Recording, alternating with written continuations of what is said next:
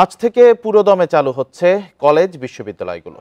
শিক্ষা প্রতিষ্ঠান খুলে দিতে বৃহস্পতিবার বিজ্ঞপ্তি দিয়েছে ইউজিসি ও শিক্ষা অধিদপ্তর। ১.৫ মাসেরও বেশি সময় পর স্বাভাবিক অবস্থায় ফিরছে বিশ্ববিদ্যালয়গুলো।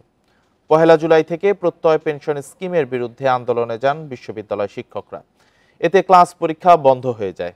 একই সাথে কোটা সংস্কার আন্দোলন শুরু করেন শিক্ষার্থীরা। এর জেরে ৫ই আগস্ট আওয়ামী লীগ সরকারের পতন হয়। এরপর বিভিন্ন বিশ্ববিদ্যালয়ের উপাচার্য ও প্রশাসনিক কর্মকর্তারা পদত্যাগ করেছেন। এরই মধ্যে কয়েকটি বিশ্ববিদ্যালয়ে ছাত্র রাজনীতিও নিষিদ্ধ করা হয়েছে।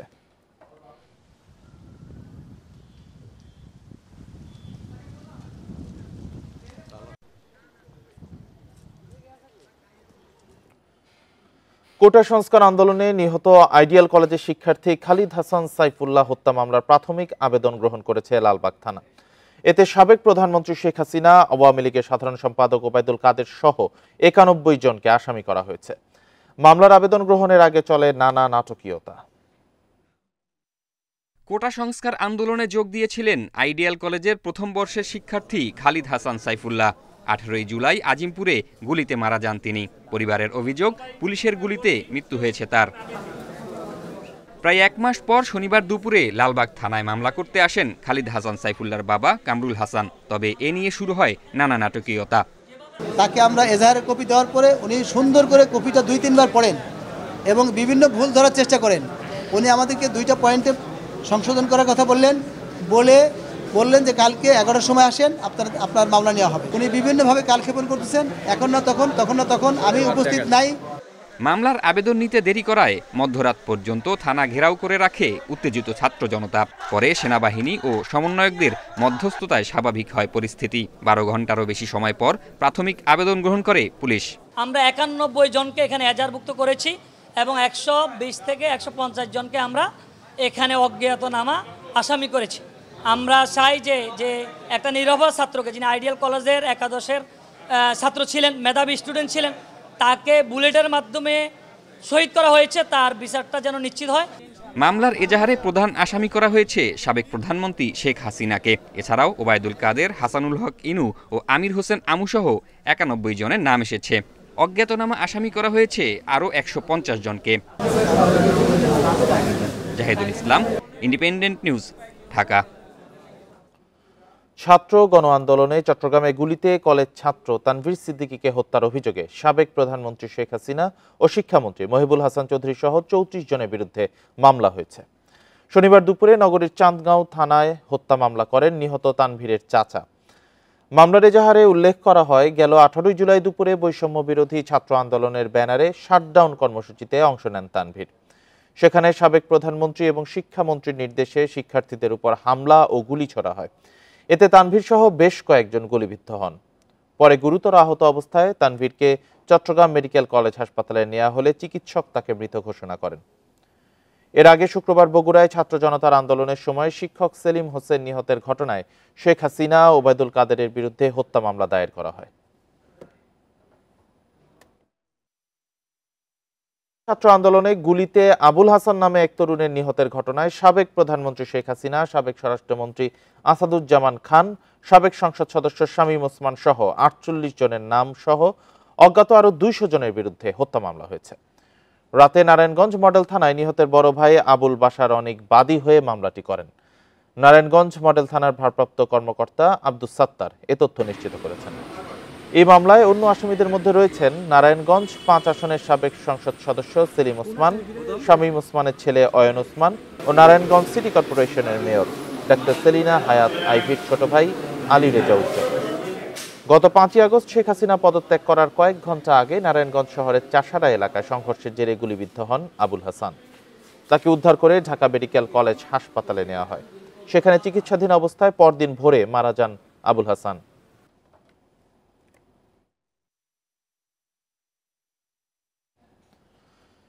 পিলখানায় ৫৭ সেনা কর্মকর্তাকে হত্যার মূলে ছিলেন শেখ হাসিনা, শেখ সেলিম আর ফজলে নূর তাপস।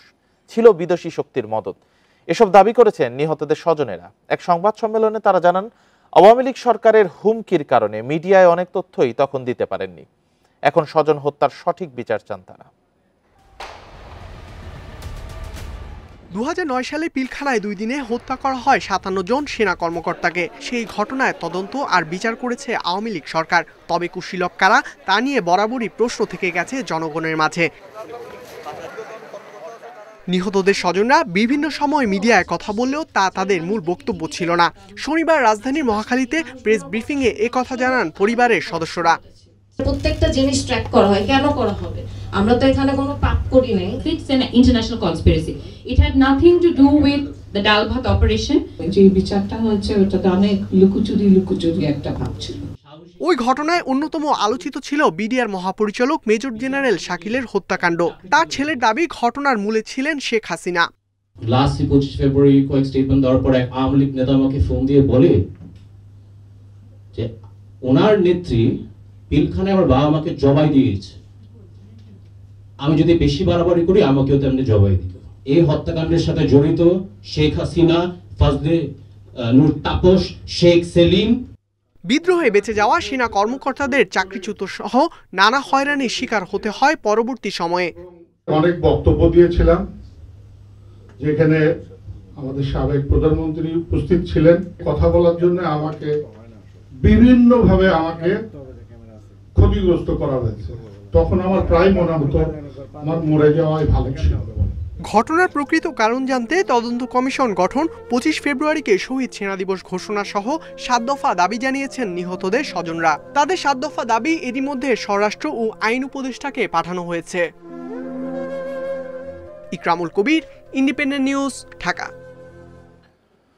আওয়ামী লীগ সরকারের পতনের পর উধাও বাজার থেকে নিয়মিত চাঁদা তোলা পরিচিত মুখগুলো। তবে উঁকি ঝুঁকি দিচ্ছে নতুন মুখ। তাদের দৌরাত্ম্য বন্ধে এখনই কার্যকর পদক্ষেপ চান ব্যবসায়ীরা। ফুটপাত থেকে শুরু করে বিভিন্ন বাজারে চাঁদা আদায়ের পাঁয়তারা করছে রাজনৈতিক পট পরিবর্তনে সুযোগ সন্ধানীরা। দোকানিরা জানাচ্ছেন, রাজনৈতিক পরিচয় ব্যবহার করে চাঁদাবাজির চেষ্টা করছে কিছু নতুন মুখ, যদিও রাজনৈতিক দলগুলো তাদের কর্মী বলে স্বীকার করছে না।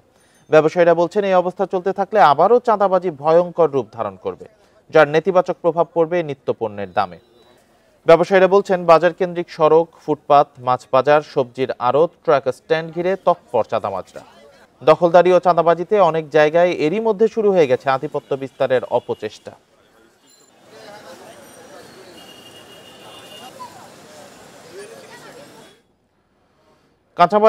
কাঁচাবাজারে চাঁদাবাজি নিয়ে আরো জানাতে রাজধানীর কারওয়ান বাজার থেকে যোগ দিয়েছেন সহকর্মী শাহিদ আহমেদ। শহীদ, চাঁদাবাজি নিয়ে এখন কি অভিযোগ করছেন ব্যবসায়ীরা? রাকিব, প্রথমে জানিয়ে রাখি, আমি এই মুহূর্তে রাজধানীর কারওয়ান বাজারে আছি। চাঁদাবাজির বিষয়ে কোনো অভিযোগই কিন্তু নাই। আসলে আপনি যেটা কিছুক্ষণ আগে প্রতিবেদনে যেটা পড়লেন, তার আগে আমি এই মুহূর্তে বাজারের চিত্র দেখাই। যে আপনি যেটা প্রতিবেদনে বললেন যে চাঁদাবাজির যে অভিযোগ, কিন্তু বাজারে এসে আমি সেই ধরনের কোনো অভিযোগও আমি পাই না এখন পর্যন্ত। আদৌ কোনো অভিযোগ আছে কিনা সেই বিষয়গুলো আরো কিছুক্ষণ পরে আপনাকে আমি জানাতে পারবো, যখন এইখানে যারা বিক্রেতা আছে, ছোট ব্যবসায়ী, তাদের সাথে কথা বলে। এখন পর্যন্ত কিছুক্ষণ আগে আমি এখন যে দাঁড়িয়ে আছি, সবজি লোড আনলোড হচ্ছে, আপনি দেখতে পাচ্ছেন। একটি গাড়ির সাথে ড্রাইভারের সাথে কথা হয়েছিল, উনি কিন্তু চুয়াডাঙ্গা থেকে ফুলকপি বাহী সবজি এনেছে এই রাজধানী কারওয়ান বাজারে। তাকে আমি জিজ্ঞাসা করেছিলাম যে আসলে চাঁদাবাজির বিষয়ে কোনো অভিযোগ বা এই ধরনের কোনো বিষয় আছে কিনা। তারা যেটা বললো যে আগে পথে পথে পুলিশ সহ অন্যান্য নেতাদের যে চাঁদা দেওয়া লাগতো প্রভাবশালীদের, সেটা কিন্তু এই অর্থাৎ সরকার পতনের পর থেকে এখনো পর্যন্ত প্রায় 2 সপ্তাহেরও বেশি দেওয়া লাগে নাই। তারা যেটা বলছে, বাবুবাজার ব্রিজ পার হলে 250 থেকে 260 টাকা দেওয়া লাগতো বিভিন্ন সমিতির নামে, আইন শৃঙ্খলা বাহিনীর নামে। তারা যেটা বলছে এখন পর্যন্ত সেই ধরনের কোনো চাঁদা দেওয়া লাগছে না। তারা যেটা বলছে যে এইভাবে চলতে পারলে তাদের জন্য ব্যবসা করাটা সহজ হবে, পরিবহন খরচ কম হবে। এবং যারা বিক্রেতা তারাও বলছে যে এখনো পর্যন্ত আগে যে কারওয়ান বাজারে প্রতি ঘন্টা হিসেবে, প্রতিদিন হিসেবে চাঁদা হিসাব করতো, সেটা কিন্তু এখনো পর্যন্ত, অর্থাৎ যারা কালেক্টর তারা কিন্তু এখনো ক্ষমতাসীন দলের ছিল, তারা কিন্তু এই সরকার পরিবর্তনের ফলে তাকে গা ঢাকা দিয়েছে। এখন পর্যন্ত নতুন কোনো গ্রুপ তাদেরকে এখনো পর্যন্ত চাঁদার জন্য আসে নাই। সেই জন্য তারা যেটা বলছে এইভাবে যেন চলতে পারে, সেক্ষেত্রে সরকারের পদক্ষেপ নেওয়া উচিত বা তাদের দাবি জানিয়েছে। আর আপনি যেটা বলেন চাঁদাবাজির অভিযোগ বিষয়ে আসলে এখনো পর্যন্ত আমি তেমন কিছু পাই না। যদি আরো খোঁজ নেওয়া দরকার, যদি পাই সেক্ষেত্রে অবশ্যই আপনাকে আমি জানাতে পারবো। আর মূলত রাজধানী কারওয়ান বাজার পরিস্থিতি নিয়ে কি জানাবেন, যে আসলে পণ্য সরবরাহ কেমন আছে, সবজির বাজার এখন পর্যন্ত দাম দর কেমন আছে, এই বিষয়ে কি কোনো তথ্য আছে আপনার কাছে?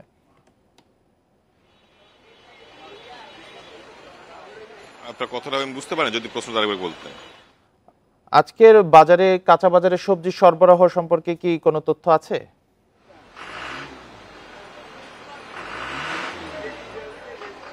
আছে কিনা দেখুন, সকালবেলা এখনো মাত্র 7টা বাজে, তো ক্রেতা সমাগম কিন্তু এখানে যারা সাধারণ ভোক্তা তারা কিন্তু এখনো কেনাকাটা শুরু করে নাই বললেই চলে।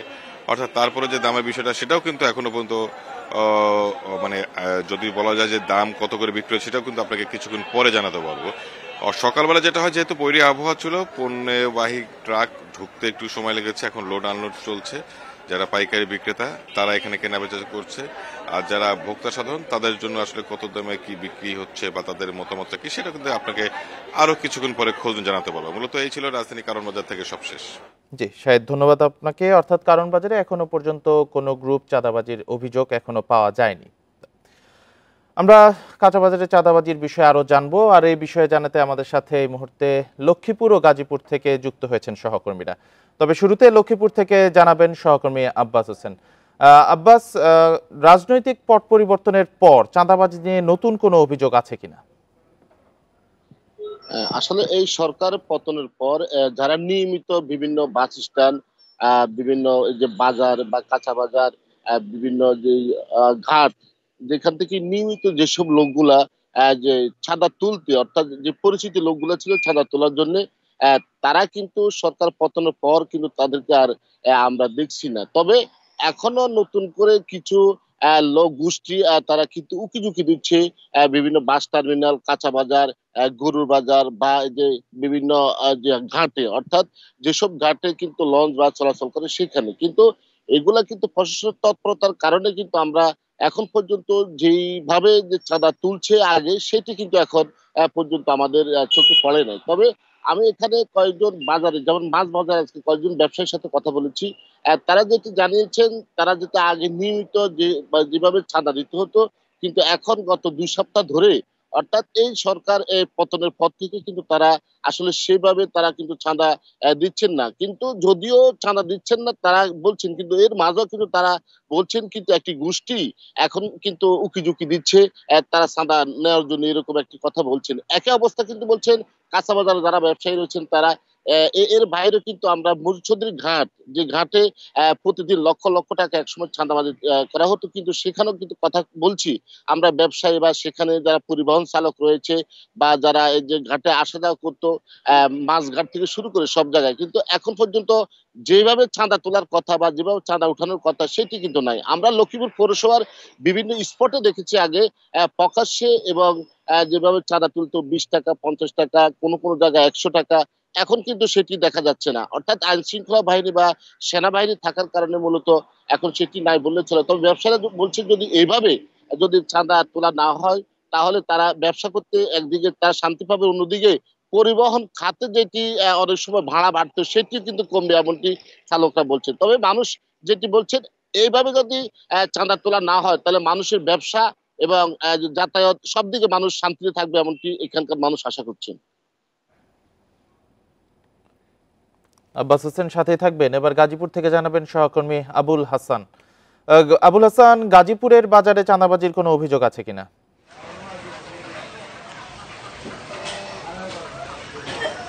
দেখুন, সরকার পরিবর্তনের পর প্রায় 2 সপ্তাহ হয়ে গেছে। এর মধ্যে চাঁদাবাজির যে বিষয়টি সেটি নিয়ে কিন্তু এখন আমরা ব্যবসায়ীদের সাথে কথা বলে যেটি জেনেছি যে নতুন করে চাঁদাবাজির তাদের কোনো অভিযোগ নেই। তারা যেটি জানিয়েছেন যে 2 সপ্তাহ আগেও যেখানে একটি গাড়ি ঢাকা থেকে চান্দনাচর অর্থাৎ গাজীপুরে আসতে 1000 টাকার বেশি চাঁদা দিতে হতো, সেই চাঁদাটা কিন্তু এখন আর দিতে হচ্ছে না।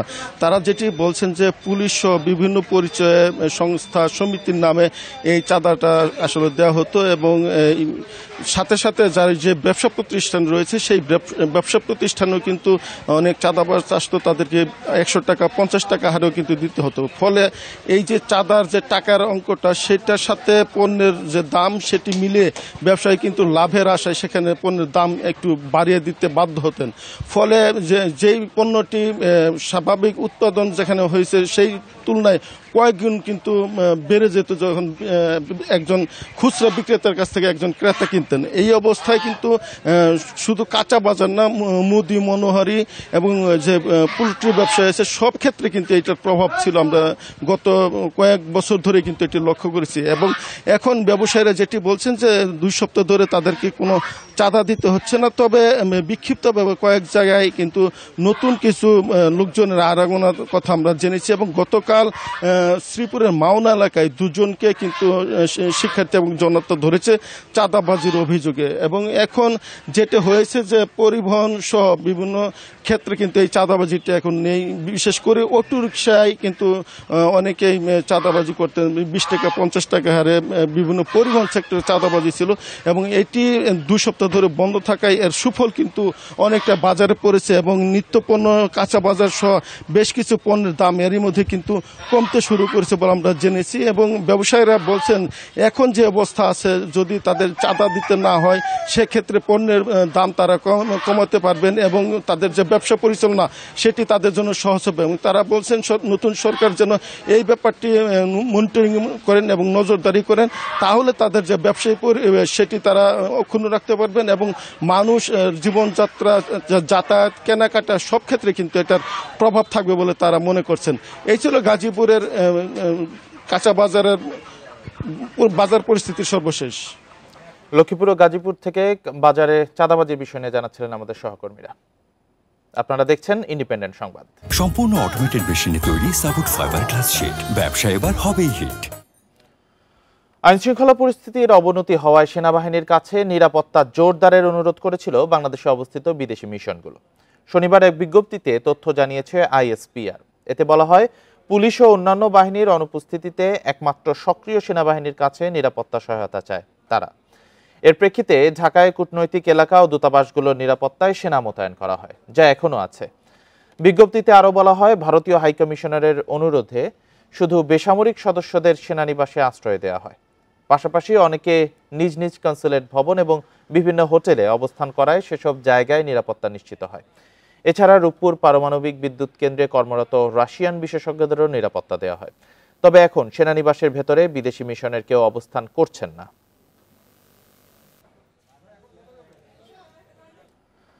আগামী 2 বছরের জন্য 5 সচিবকে চুক্তিভিত্তিক নিয়োগ দিয়েছে অন্তর্বর্তী সরকার। আর বাংলা একাডেমি, শিল্পকলা একাডেমি সহ 5 প্রতিষ্ঠান প্রধানের চুক্তিভিত্তিক নিয়োগ বাতিল করা হয়েছে। শনিবার বিকেলে জনপ্রশাসন মন্ত্রণালয় থেকে পাঠানো প্রজ্ঞাপনে এ তথ্য জানানো হয়। এতে বলা হয়, মাধ্যমিক ও উচ্চশিক্ষা বিভাগে ডক্টর শেখ আব্দুর রশিদ, সড়ক পরিবহন ও মহাসড়ক বিভাগে মোহাম্মদ এহসানুল হক, জননিরাপত্তা বিভাগে ডক্টর মোহাম্মদ আব্দুল মোমেন, রাষ্ট্রপতি কার্যালয়ের জনবিভাগে ডক্টর নাসিমুল গনি এবং রেলপথ মন্ত্রণালয়ে এম.এ. আকমল হোসেন আজাদকে সচিব হিসেবে নিয়োগ দেওয়া হয়েছে। এছাড়া বাংলা একাডেমির মহাপরিচালক, বাসসের ব্যবস্থাপনা পরিচালক, শিল্পকলা একাডেমির মহাপরিচালক, জাতীয় গ্রন্থ কেন্দ্রের পরিচালক ও বাংলাদেশ উপ হাইকমিশন ভারত মিশনের প্রেস উইং এর প্রধান সচিবের চুক্তিভিত্তিক নিয়োগ বাতিল করা হয়েছে বলেও প্রজ্ঞাপনে উল্লেখ করা হয়।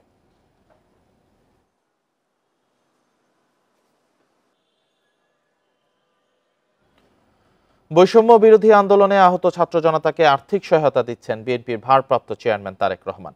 এর অংশ হিসেবে শনিবার মুগদা জেনারেল হাসপাতালে চিকিৎসাধীন ছাত্র জনতার জন্য আর্থিক সহায়তা দেয়া হয়। এদিন দুপুরে বিএনপির স্বাস্থ্য বিষয়ক সম্পাদক ডক্টর মোহাম্মদ রফিকুল ইসলামের নেতৃত্বে প্রতিনিধি দল আহতদের হাতে তারেক রহমানের পক্ষ থেকে আর্থিক সহায়তা পৌঁছে দেন। এ সময় বিএনপি নেতারা চিকিৎসাধীন মানুষের শারীরিক অবস্থার খোঁজ খবর নেন।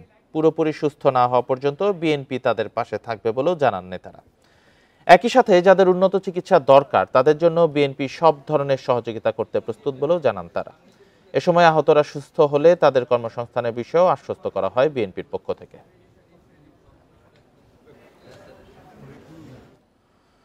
ভারত বন্ধুত্বপূর্ণ সম্পর্ক চাইলে শেখ হাসিনাকে দেশে পাঠাতে হবে বললেন বিএনপির স্থায়ী কমিটির সদস্য হাফিজ উদ্দিন আহমেদ। শনিবার দুপুরে জাতীয় প্রেস ক্লাবে জাতীয়তাবাদী মুক্তিযোদ্ধা দলের আলোচনা সভায় তিনি এ কথা বলেন। এছাড়া আওয়ামী লীগের মতো কোনো কলঙ্ক যেন অন্তর্বর্তী সরকারের গায়ে না লাগে সে আহ্বান জানিয়ে তিনি বলেন, বিএনপি চায় ছাত্র জনতার বিপ্লবের সফল পরিণতি। সে লক্ষ্যে নতুন সরকারকে সর্বোচ্চ সহযোগিতা করা হবে। তিনি জানান, ক্ষমতায় গেলে বিএনপি আওয়ামী লীগের পথে হাঁটবে না, দেশকে দুর্নীতিবাজ, দখলবাজ মুক্ত করা হবে। ভোটাধিকারবিহীন সব স্থানীয় সরকার নির্বাচন বাতিলের আহ্বান জানিয়ে তিনি বলেন, নিরপেক্ষ নির্বাচনের মাধ্যমে খালেদা জিয়াই হবেন দেশের প্রধানমন্ত্রী।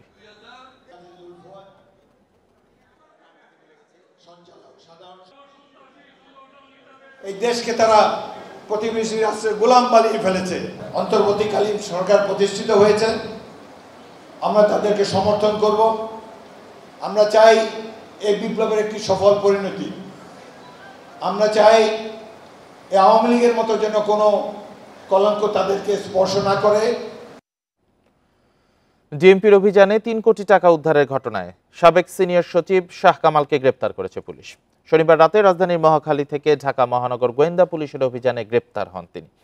শুক্রবার তার বাসা থেকে ৩ কোটি ১০ লাখ টাকার নগদ অর্থ জব্দ করা হয়। দুর্যোগ ব্যবস্থাপনা ও ত্রাণ মন্ত্রণালয়ের সাবেক সিনিয়র সচিব শাহ কামালকে গ্রেপ্তারের বিষয়টি নিশ্চিত করেছে পুলিশ। শুক্রবার শাহ কামালের রাজধানীর বাবর রোডের বাসায় ডিএমপির একটি অভিযানে ৩ কোটি ১ লাখ টাকা ও ১০ লাখ টাকা মূল্যমানের বৈদেশিক মুদ্রা উদ্ধার করা হয়। শাহ কামাল ২০১৫ সালের মার্চ থেকে ২০২০ সালের জুন পর্যন্ত দুর্যোগ ব্যবস্থাপনা ও ত্রাণ মন্ত্রণালয়ের সচিব ছিলেন। এ দায়িত্বে থাকাকালে তার বিরুদ্ধে বদলি, কেনাকাটা, উন্নয়ন কাজ সহ বিভিন্ন উৎস থেকে অবৈধ অর্থ গ্রহণের অভিযোগ ছিল। কর্মক্ষেত্রে যোগ দিলেও মানসিক ধকল কাটিয়ে উঠতে পারেননি পুলিশ সদস্যরা। সাম্প্রতিক সহিংসতায় থানায় হামলা, ভাঙচুর ও আক্রমণের জেরে ভেঙে পড়েছে তাদের মনোবল। চট্টগ্রাম মহানগর পুলিশের ১৬টি থানায় পুলিশ সদস্যরা গত সপ্তাহ থেকে থানায় ফিরতে শুরু করলেও এখনো পুরোপুরি কর্মতৎপরতায় ফিরতে পারেননি। গত সপ্তাহে চট্টগ্রাম নগরীর ১৬ থানায় কাজে যোগ দিয়েছেন পুলিশ সদস্যরা। সীমিত পরিসরে চলছে দাপ্তরিক কাজ, এর মধ্যে চলছে বিধ্বস্ত থানা পরিষ্কার ও সংস্কারের কাজ। তবে সাম্প্রতিক ঘটনা প্রবাহের ধকল কাটিয়ে উঠতে পারেননি পুলিশ সদস্যরা। এখনো তারা নামতে পারেননি মাঠে। মাঠ পর্যায়ের কর্মকর্তারা বলছেন, সহিংসতা ও জনরোষের ভয়াবহতা এখনো ঘুরপাক খাচ্ছে তাদের মনে। কর্মক্ষেত্রের বাহিরেও পড়তে হচ্ছে নানা প্রশ্নের মুখে। আমাদের অজস্র পুলিশ মারা গেছে, এই ভয়টা এমনি ধরেন হয়তো মরে গেলে এনকাউন্টারে মরছে, এটা দুঃখ ভোলা যায়, কিন্তু আমাদের পুলিশকে মেরে ফাঁসি দিয়ে মৃত মানুষটাকে এভাবে বাঁচছে। জননিরাপত্তার স্বার্থে পুলিশের মনোবল পুনরুদ্ধারে সব পক্ষকে এগিয়ে আসার আহ্বান জানাচ্ছেন পুলিশ কর্মকর্তারা। আমাদের চোখের পানি আসবে কি, ছাত্ররা হাউমা করে কাঁদছে। তারা চিন্তা করতে পারেনি যে থানাগুলো এই পরিমাণ ক্ষতিগ্রস্ত হয়েছে, যেখানে প্লাস্টার পর্যন্ত ভেঙে গেছে, একটা পোশাক কেন, একটা সুতা পর্যন্ত আনবার্ন নাই। তো এই বিষয়গুলো তারাও রিয়েলাইজ করছে, তারপরেও আমরা বসে থাকতে পারি না। আর বর্তমান পরিস্থিতিতে অনেক পুলিশ সদস্যের কাউন্সিলিংয়ের প্রয়োজন দেখছেন মনোবিদরা। পরিবার, বন্ধু বান্ধব, আত্মীয় স্বজনেরও উচিত এখন তার সাথে একটু ভালো ব্যবহার করা, ভালো আচরণ করা, এই বিষয়টা। এবং আমি মনে করি যে প্রতিটা পুলিশ সদস্য তাদের সাথে যোগাযোগ বৃদ্ধি করার মাধ্যমে তাদের মানসিক স্বাস্থ্যটাকে এই মুহূর্তে ভালো করতে পারে। সাম্প্রতিক সহিংসতায় চট্টগ্রাম মহানগরীর ১৬টি থানার মধ্যে 11টিতে হামলা হয়েছে। এর মধ্যে কোতোয়ালি, পাহাড়তলী, ইপিজেড ও পতেঙ্গা থানা পুরোপুরি ভস্মীভূত হয়েছে। Abdullah Rakib, Independent News, Chattogram. পারিবারিক কলহের জেরে লক্ষ্মীপুরে মা ছেলে সহ ৩ জনকে কুপিয়ে হত্যা করা হয়েছে। শনিবার রাতে রামগতি উপজেলায় এই ঘটনা ঘটে। জড়িত অভিযোগে নিহত নারীর সৎ ছেলেকে আটক করা হয়েছে। ময়নাতদন্তের জন্য মরদেহ সদর হাসপাতাল মর্গে পাঠানো হয়েছে। লক্ষ্মীপুরের রামগতির চরপোড়াগাছা ইউনিয়নের বাসিন্দা তারেক হোসেন কয়েকদিন আগে গ্রামের বাড়িতে আসেন।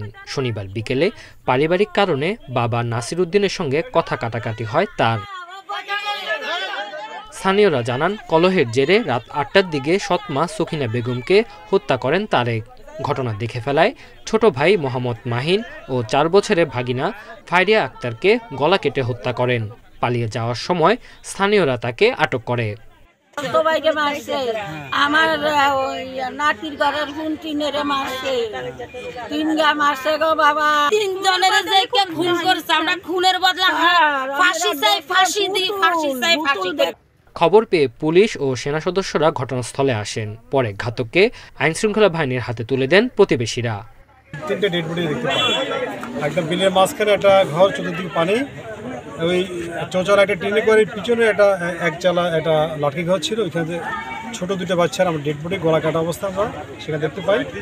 আর সামনের ঘরের সামনের একটা যে বারান্দা আছে, বারান্দা আমরা একটা মহিলা, বয়স অনুমান 40 বছর হবে, ওনার যে গলা কাটা আমরা ডেড বডি দেখতে পাই। ময়নাতদন্তের জন্য 3 জনের মরদেহ লক্ষ্মীপুর সদর হাসপাতালে রাখা হয়েছে। Independent news. চট্টগ্রামে লরির ধাক্কায় সিএনজি অটোরিকশার আরোহী বাবা ছেলে সহ 3 জন নিহত হয়েছেন। শনিবার বিকেলে পটিয়া উপজেলার শান্তিরহাট এলাকায় দুর্ঘটনা ঘটে। নিহতরা হলেন শ্রীকান্ত ধর, লিটু ধর ও সিএনজি অটোরিকশার চালক আলী আসগর। পটিয়া থানার ভারপ্রাপ্ত কর্মকর্তা জসিমউদ্দিন জানান, চট্টগ্রামগামী অটোরিকশাটি শান্তিরহাট এলাকায় পৌঁছালে নিয়ন্ত্রণ হারিয়ে উল্টে যায়। এ সময় কক্সবাজারমুখী কন্টেইনারবাহী লরি অটোরিকশাটিকে ধাক্কা দিলে ঘটনাস্থলে মারা যান লিটু ধর। গুরুতর আহত অবস্থায় অপর দুজনকে হাসপাতালে নিয়ে যাওয়া হয়। চিকিৎসাধীন অবস্থায় রাতে মারা যান তারা। একটা সিএনজি উল্টে গেছে রাস্তার উপরে, নিজেই উল্টে যাওয়ার পর একটা লরি এসে চাপ দিছে, একজন ঘটনাস্থলে মারা গেছে, 2 জন হাসপাতালে মারা গেছে। গাড়িটা হাইওয়ে নিয়ে গেছে, হাইওয়ে অভিযোগ দিলে আমরা মামলা দিব আর কি। বন্যা ও কোটা সংস্কার আন্দোলন ঘিরে রাজনৈতিক অস্থিরতায় 2 মাসে ব্যাপক ক্ষতির মুখে পড়েছে সুনামগঞ্জের পর্যটন খাত।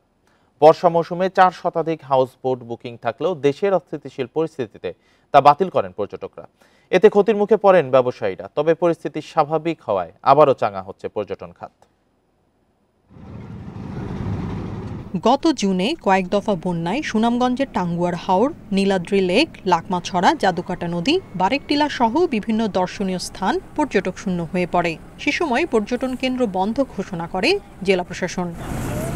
বন্যার ধকল কাটিয়ে ওঠার আগেই জুলাইয়ে সারা দেশে শুরু হয় কোটা সংস্কার আন্দোলন। অস্থিতিশীল পরিস্থিতিতে পুরোপুরি বেকার হয়ে পড়েন হাউসবোট চালক, মালিক সহ পর্যটন ব্যবসায়ীরা। ব্যবসা করে অনেক ঘাটতি হয়েছে এবং আমরা এখন অসুবিধার মধ্যে আছি, কোনো শিখা হইতে পারছে না, ব্যবসা কোনো মান্দা, একবারে মান্দা।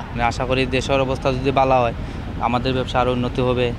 তবে পরিস্থিতির উন্নতি হওয়ায় আবারও প্রাণ ফিরতে শুরু করেছে হাওর সহ বিভিন্ন পর্যটন কেন্দ্রে। পরিবেশটা অন্য কোথাও পায়নি, এখানে আসলে খুব সুন্দর মনোরম পরিবেশ। মানুষ যখন অনেক স্ট্রেসে থাকে তার মধ্যে এরকম একটা পরিবেশে মানুষ কমফোর্ট ফিল করে, মানুষ আবার নতুনভাবে কাজে ফিরে আসতে পারে।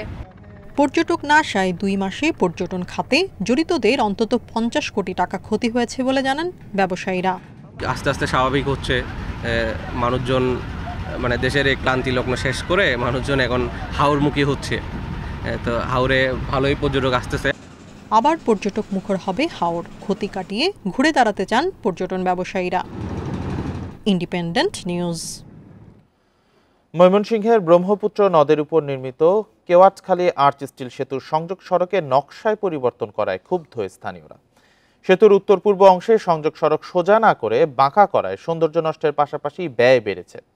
কর্তৃপক্ষের দাবি, দুর্ঘটনার রোধে সংযোগ সড়ক বাঁকানো হয়েছে। ময়মনসিংহ শহরের বাইপাস থেকে শম্ভুগঞ্জ পর্যন্ত 6.20 কিলোমিটারের মধ্যে ব্রহ্মপুত্র নদের ওপর সেতুটি নির্মিত হচ্ছে। মূল সেতুর দৈর্ঘ্য 1100 মিটার। এর মধ্যে আর্চ স্টিলের অংশ থাকছে 320 মিটার। সেতুর নকশায় পরিবর্তন এনে উত্তর পূর্ব অংশের সংযোগ সড়কটি বাঁকানোয় সৌন্দর্য নষ্টের পাশাপাশি বেড়েছে ব্যয়, দাবি স্থানীয়দের। এই রাস্তাটা এখানে টার্নিং হচ্ছে, টার্নিং হওয়ার বিধায় এখানে একটা মোড় হচ্ছে, মালবাহী গাড়িটি যাওয়ায় অ্যাক্সিডেন্টের সম্ভাবনা বেশি। এই জনস্বার্থে যাতে এই রাস্তাটা সঠিক যথাযথভাবে করা হয়। নতুন করে অধিগ্রহণকৃত জমির টাকা উত্তোলনেও দেখা দিয়েছে জটিলতা, রয়েছে হয়রানির শিকার হওয়ার অভিযোগও। আমার 3,14,000 টাকা গড়ের বিলাইছি, ওহান এর মধ্যে আমারে তারা 10% দিতাম, 5% দিতাম। জায়গার বিল 30 লাখ টাকা, গড়ের বিল 7 লাখ টাকা। তবে প্রকল্প ব্যবস্থাপকের দাবি, 4টি অ্যালাইনমেন্টের মধ্যে সবচেয়ে কম খরচ দিয়ে সেতুর ডিজাইন করা হয়েছে। সেক্ষেত্রে দুর্ঘটনার ঝুঁকির বিষয়টিও মাথায় রাখা হয়। কেওয়াটখালী দিয়ে যখন সমগঞ্জ ব্রহ্মপুত্র নদী পার হয়, রেল লাইনের 8.5 মিটার উপর দিয়ে যেতে হবে। সেতে গেলে যে যতটুক নির্দিষ্ট দূরত্ব রাখা দরকার সেই দূরত্ব সমগঞ্জ পর্যন্ত নাই। এতে যাত্রীদের অ্যাক্সিডেন্টের সম্ভাবনা বেড়ে যেত এবং রাইডিং যে সারফেস থাকে সেটা এই গাড়িগুলো যেতে পারত না। চলতি বছরের 11 মার্চ থেকে 3,263 কোটি টাকা ব্যয় কেওয়াটখালী আর্চ স্টিল সেতুর নির্মাণ কাজ শুরু হয়। আগামী বছরের জুনে সেতুর কাজ শেষ হওয়ার কথা রয়েছে। Independent news. চাঁদপুরে পাটের লক্ষ্যমাত্রা পূরণ না হওয়ায় ক্ষতির মুখে চাষি ও পাইকারি ব্যবসায়ীরা। কম উৎপাদন ও পাটের ন্যায্য মূল্য না পাওয়ায় ক্রমেই আগ্রহ হারাচ্ছেন চাষিরা। কৃষি বিভাগ বলছে এবছর প্রাকৃতিক দুর্যোগের কারণে এমন পরিস্থিতির সৃষ্টি হয়েছে। চাঁদপুরের সব উপজেলাতেই পাট উৎপাদন হয়, তবে এবার লক্ষ্যমাত্রা পূরণ হয়নি। ৩০০ হেক্টর জমিতে কমেছে আবাদ। পাট মৌসুমের শুরুতেই বৃষ্টিতে নষ্ট হয় চারা, এরপর ঘূর্ণিঝড় রিমালের প্রভাবে গাছগুলো আরও ক্ষতিগ্রস্ত হয়। তার উপরে ন্যায্য দাম না পাওয়ায় পাট চাষে আগ্রহ হারাচ্ছে চাষিরা। চাষাবাদ কম হয়, পাইকারি ব্যবসায়ীরাও পাট কিনতে হিমশিম খাচ্ছে। ফসল করি কামলা কুমলা দিয়ে বসে না, সারের দাম বেশি, আর হাট গত যাই আসলে ৩,০০০ টাকার মতন, এবার ২,০০০ টাকা, ১৮০০ টাকা, ১৯০০ টাকার বাজার চলছে। পাট খেতি কম করছি, আর পাট খেতি করতাম যদি পাটের দাম ভালো হইতো তাহলে পাট খেতি করতাম। গত 2 বছরে বাজার পায় না, কষ্ট করে দেখা গেছে যে খরচ করে খরচের লগে মিল খায় না, এই জন্য এবার কম করছে। পাট চাষে কৃষকদের আগ্রহ বাড়াতে নানা উদ্যোগ নেওয়া হচ্ছে বলে জানিয়েছে কৃষি সম্প্রসারণ অধিদপ্তর। নদী নালা খাল বিলগুলো কিন্তু শুকিয়ে যাচ্ছে, ফলে যে পাট পচার ব্যাপারটুকু সেটা কিন্তু আসলে খুব ভালোভাবে সম্ভব হচ্ছে না। আমরা মনে করি যে পাটের উৎপাদন বৃদ্ধি করতে হলে আমাদের কৃষকদের প্রণোদনার আওতায় আনতে হবে এবং বিশেষ করে পাটের যদি বহুবিধ ব্যবহার এবং বাজার মূল্য নিশ্চিত করা যায়, আমরা মনে করি যে পাটে যে চাঁদপুরে যে অনেক হতো সেটা আবার আমরা অর্জন করা সম্ভব। চলতি বছর ৩৯০০ হেক্টর জমিতে পাট উৎপাদনের লক্ষ্যমাত্রা ধরা হয়, তবে আবাদ হয়েছে ৩৬০০ হেক্টর জমিতে। Independent news. নিত্যপণ্যের বাজারে এখনো মিলছে না স্বস্তি। এক পণ্যের দাম কমলে বাড়ছে অন্যটির, এতে সংসার চালাতেই হিমশিম খাচ্ছে ভোক্তারা। নতুন সরকারের কাছে বাজারের স্বস্তি ফেরানোর আহ্বান তাদের। এমন পরিস্থিতিতে মূল্যস্ফীতি নিয়ন্ত্রণে ৩ কৌশলে এগোচ্ছে অন্তর্বর্তী সরকার। বাজারে ভোগ্যপণ্যের সংকট না থাকলেও কিনতে হচ্ছে চড়া দামে। গত কয়েক বছরে বাজার নিয়ন্ত্রণে কাজে আসেনি কোনো উদ্যোগ। অর্থবছরের প্রথম মাসেই সার্বিক মূল্যস্ফীতি দাঁড়িয়েছে ১১.৬৬%। খাদ্য মূল্যস্ফীতি ১৪.১০%। এমন পরিস্থিতিতে নতুন সরকারের কাছে স্বাভাবিক বাজার ব্যবস্থাপনার দাবি ভোক্তাদের। সরকার তো এখন ছোট পরিসরে মাত্র শুরু করেছে, তো বর্তমান সরকারকে আমরা ধন্যবাদ দিচ্ছি যে কিছু পণ্যের দাম হঠাৎ ১৫০-৬০ করে কমে গেছে, হয়তো তাদেরকে সময় দিতে হবে। আশা করি ভালো করবেন, আমাদের দ্রব্যমূল্য নিয়ন্ত্রণ করবেন, আইন শৃঙ্খলা নিয়ন্ত্রণ করবেন এবং অন্যান্য যাবতীয় বিষয়গুলো আশা করি ভালো করবেন। সরকার পরিবর্তনের পর বাজারে কমেছে চাঁদাবাজি, তদারকি করছে সাধারণ ছাত্ররাও। এতে কিছুটা কমেছে সবজিসহ মুরগির দাম। মূল্যস্ফীতি কমাতে পণ্যের উৎপাদন বৃদ্ধি, সরবরাহ ঠিক রাখা ও সিন্ডিকেট নিয়ন্ত্রণে জোর দিচ্ছে নতুন সরকার। উৎপাদনের ব্যাপারে যা যা করা দরকার, কৃষি মন্ত্রণালয়, শিল্প, এখানে সার, অন্যান্য জিনিস আছে কি কি ইনভলভ, তারপরে ইনপুট লাগবে, তারপর একটা বাজার যে যখন করবে তাদের যারা উৎপাদন করে তাদের সুবিধা অসুবিধাটা দেখবে। তবে আলটিমেটলি আপনার কাছে যেমন পৌঁছায় তখন সেই চেইনটা মানে পুরো সাপ্লাই চেইনটাই তো ইনভলভ। বিশেষজ্ঞরা বলছেন নতুন বাংলাদেশ নির্মাণে মূল্যস্ফীতির লাগাম টানার বিকল্প নেই। আগের সরকারগুলো বা রাজনৈতিক সরকারগুলো যে পদক্ষেপগুলো শক্ত হাতে নিতে পারেনি, এই বর্তমান সরকার যদি এই পদক্ষেপগুলো শক্ত হাতে গ্রহণ করতে পারে, বাজার সিন্ডিকেট নিয়ন্ত্রণ এবং মনিটরিং এবং সাপ্লাই চেইন এবং চাঁদাবাজির ব্যাপারটা যেটা বললাম, এগুলো যদি শক্ত হাতে নিয়ন্ত্রণ করতে পারে তাহলে ইনফ্লেশন বা মুদ্রাস্ফীতি না কমার আমি কোনো কারণ দেখি না। এটাই আমাদের সবার প্রত্যাশা থাকবে বর্তমান সরকারের কাছে। সার্বিক মূল্যস্ফীতি নিয়ন্ত্রণে বাজার তদারকির পাশাপাশি টিসিবি, ওএমএস সহ সামাজিক নিরাপত্তা কর্মসূচিতে জোর দেওয়ার পরামর্শ বিশেষজ্ঞদের। Shahid Ahmed, independent news, Dhaka. বিদেশি ক্রেতাদের মধ্যে এখনো স্বস্তি না ফেরায় পোশাক শিল্পের ক্রয়াদেশ ২০ থেকে ২৫% কমার আশঙ্কা করছেন রপ্তানিকারকরা। তবে দ্রুত সময়ের মধ্যে অন্তর্বর্তীকালীন সরকার পদক্ষেপ নিলে এ অবস্থার উন্নতি হবে বলেও আশা তাদের। আইনশৃঙ্খলা পরিস্থিতি স্বাভাবিক করার পাশাপাশি বিদেশি ক্রেতাদের দেশের ইতিবাচক পরিস্থিতি জানানোর আহ্বান অর্থনীতিবিদদের।